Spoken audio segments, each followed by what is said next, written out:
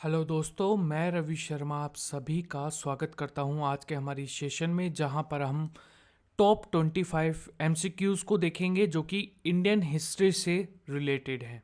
और Indian history में भी ये मॉडर्न इंडियन हिस्ट्री से रिलेटेड है। अगर आप हमारे चैनल पर फर्स्ट टाइम आए हैं तो चैनल को सब्सक्राइब करके बेल आइकन को जरूर दबाइएगा। और अगर आपको इस वीडियो की पीडीएफ चाहिए है तो आप हमारे टेलीग्राम को ज्वाइन कर सकते हैं। आप टेलीग्राम पर जाकर सर्च कीजिए ओनली जीके ट्विटर, और साथ साथ में या फिर मैंने आपको डिस्क्रिप्शन बॉक्स में लिंक दे दिया है तो वहाँ से भी आप ज्वाइन कर सकते हैं। आज का वीडियो जो है इसका लाइक का टारगेट रखते हैं 2000 लाइक। गाइज, इससे मुझे मोटिवेशन मिलता है, तो आप ज़्यादा से ज़्यादा लाइक कीजिए। और हर एक क्वेश्चन का आपको 25 क्वेश्चंस हैं, आपको ये बताना है कि कितने क्वेश्चंस आपके सही हुए हैं। और अगर आप यहाँ पर हर एक क्वेश्चन का आंसर देंगे तो क्या बात है, ठीक है। वीडियो को तो शेयर तो करना बनता है, ठीक है। तो चलिए शुरुआत करते हैं।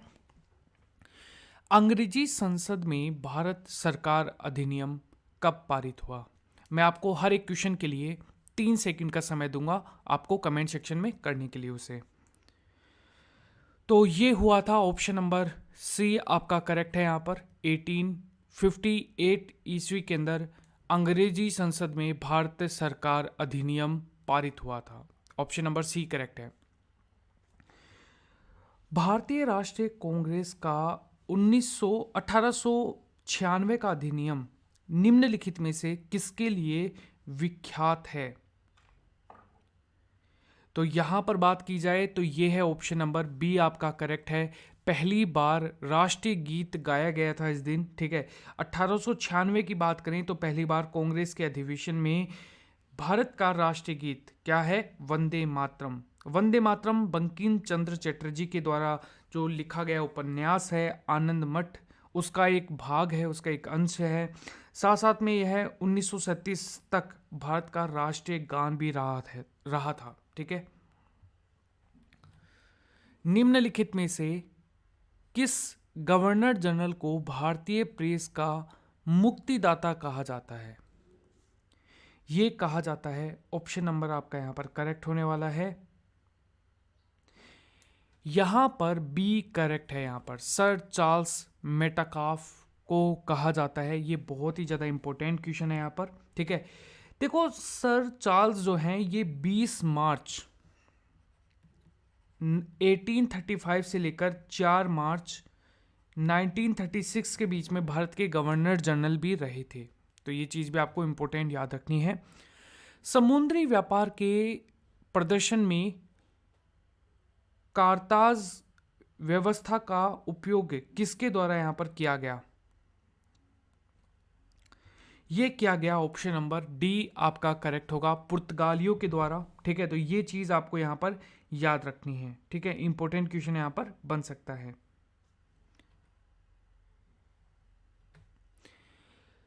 सुरेंद्रनाथ बैनर्जी के बारे में निम्नलिखित में से कौन सा कथन है वो यहां पर सही नहीं है? देखो, सही नहीं है की बात पूछ रहा है तो मैं आपको बता दूं, इनमें से वे इंडियन नेशनल एसोसिएशन के सह संस्थापक थे, ये चीज़ बिल्कुल सही है। वे कलकत्ता के रिपन कॉलेज के संस्थापक थे, ये भी बिल्कुल सही है।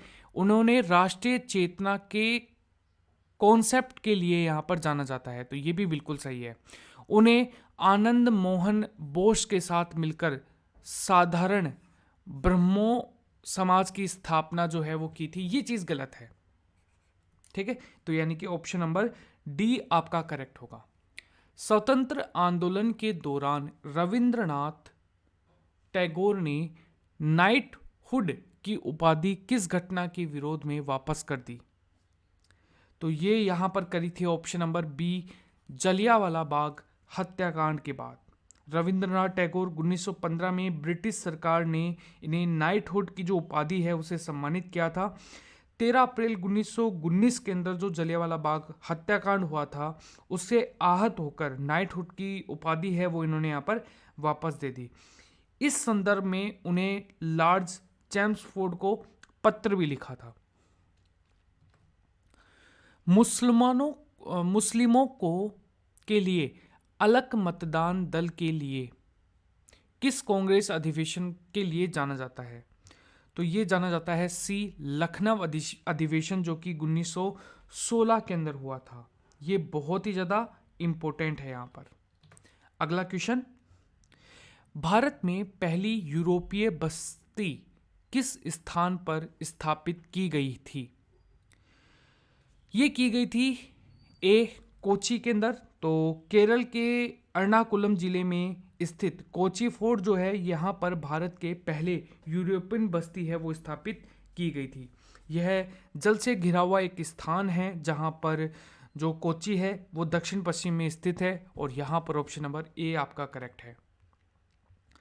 निम्नलिखित में से किस राज्य ने अंग्रेजों को मुक्त व्यापार के लिए सुनहरा फरमान जारी किया था? तो ये किया था ऑप्शन नंबर सी करेक्ट है। यहाँ पर गोलकुंडा जो है 1632 की बात है, मैं आपको बता दूं 1632 में अंग्रेजों को गोलकुंडा के साथ व्यापार मुक्त करने के लिए जो सुनहरा मौका है, फरमान है, वो प्राप्त हुआ था। इसके लिए शुल्क जो है यहाँ पर 500 जो पगोड़ा है वो यहाँ पर प्रतिवर्ष दिए जाने थे। सलबाई की संधि किस युद्ध से संबंधित है? देखो सलबाई की जो संधि है ये है बी प्रथम आंग्ल मराठा युद्ध जो है यहाँ पर उससे संबंधित है, तो ये इंपॉर्टेंट है। यहाँ पर ये काफी बार एग्जाम में पूछा गया था यहाँ पर, ठीक है। देखो यहाँ पर ये हुआ था कब? 17 मई 1782 के अंदर, ठीक है। तो यहाँ पर ऑप्शन नंबर बी करेक्ट है। बात की जाए नेक्स्ट क्वेश्चन की, बक्सर की लड़ाई ईस्ट इंडिया कंपनी द्वारा किसके साथ लड़ी गई? ये लड़ी गई ऑप्शन नंबर ए आपका करेक्ट है, मीर कासिम के साथ लड़ी गई, ठीक है।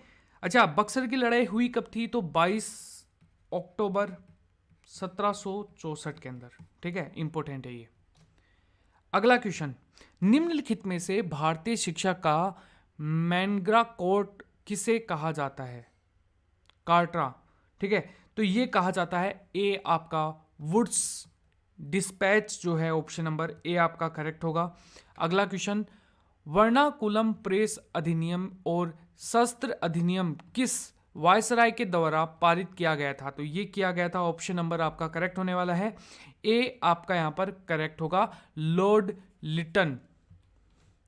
निम्नलिखित में से किस वायसराय की हत्या उनके कार्यकाल के दौरान की गई?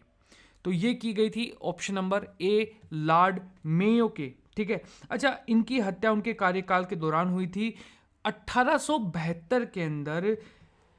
अंडमान द्वीप के जो पोर्ट प्लेयर है वहां पर एक निश्चित यात्रा के दौरान यहाँ पर पठान है उन्होंने इनकी जो हत्या है वो यहाँ पर कर दी थी।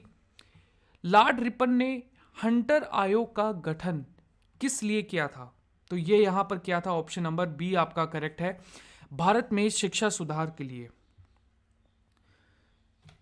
भारतीय टंकण कागजी मुद्रा अधिनियम किस वायसराय ने पारित किया था? तो ये किया था option number C Lord Curzon के द्वारा यहाँ पर। अच्छा, ये जनवरी 1899 में किया गया था, ये चीज भी आपको यहाँ पर याद रखनी है। निम्नलिखित में से किससे मराठा मैकेयावेली कहा जाता है? मैकेयावेली कहा किसे जाता है? तो ये कहा जाता है ए नाना फडणवीस को, ठीक है, फडणवीस को कहा जाता है। तो ये इंपॉर्टेंट क्वेश्चन यहां पर बन सकता है, ठीक है। अगला क्वेश्चन यहां पर, श्रीरंगपट्टनम की संधि का संबंध किस युद्ध से है? तो ये है ऑप्शन नंबर बी यहां पर तृतीय आंग्ल मैसूर युद्ध से है। पूना समझौते के संदर्भ में कौन सा असत्य है? तो यहां पर असत्य है वो है ऑप्शन नंबर ए, यह समझौता जवाहरलाल नेहरू और अंबेडकर के बीच में हुआ था, ठीक है, अंबेडकर के बीच में हुआ था, ये चीज गलत है, ठीक है। अच्छा, यहां पर जो पूना समझौता है ये महात्मा गांधी और भीम राव अंबेडकर जी हैं उनके बीच हुआ था, ठीक है। तो ये चीज याद रखना। महाद सत्याग्रह का नेतृत्व किसने किया था? तो ये किया था, ऑप्शन नंबर आपका करेक्ट होगा बी डॉक्टर भीमराव अंबेडकर के द्वारा, ठीक है। ये भी इंपॉर्टेंट क्वेश्चन है। अगला क्वेश्चन, ईस्ट इंडिया कंपनी ने किस वर्ष बॉम्बे को पुर्तगालियों से प्राप्त किया था? तो ये किया था, ऑप्शन नंबर बी आपका करेक्ट है, 1668 के अंदर। अगला क्वेश्चन देखिए यहाँ पर, गुलामगिरी नामक जो पुस्तक है ये किसने लिखी? तो ये लिखी थी सी ज्योतिबा फूले के द्वारा।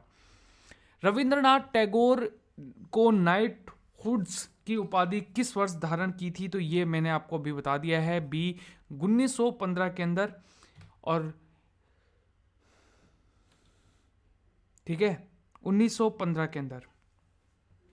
अगला क्वेश्चन, स्वतंत्रता के समय भारतीय राष्ट्रीय कांग्रेस के अध्यक्ष कौन थे? तो ये थे, ऑप्शन नंबर आपका करेक्ट होगा बी, जे बी कृपलानी। और आज का हमारा अंतिम क्वेश्चन है, भारतीय पुरातत्व विभाग को स्थापित स्थायी संस्था कब बनाया गया? तो ये बनाया गया ऑप्शन नंबर सी 1906 के अंदर। सो गाइज, अगर आपको ये वीडियो अच्छा लगा है तो प्लीज़ 2000 लाइक का जो टारगेट है वो मेरा पूरा करने में आप मेरी हेल्प करें, ठीक है। और आप लोग सभी सहयोग करेंगे तो यहाँ पर आप वीडियो को शेयर जरूर कीजिए अगर आपको ये वीडियो अच्छा लगा हो। टॉप 25 क्वेश्चंस में से आपके कितने क्वेश्चन सही हुए ये भी आपको कमेंट सेक्शन में बताना है। चलिए बाय।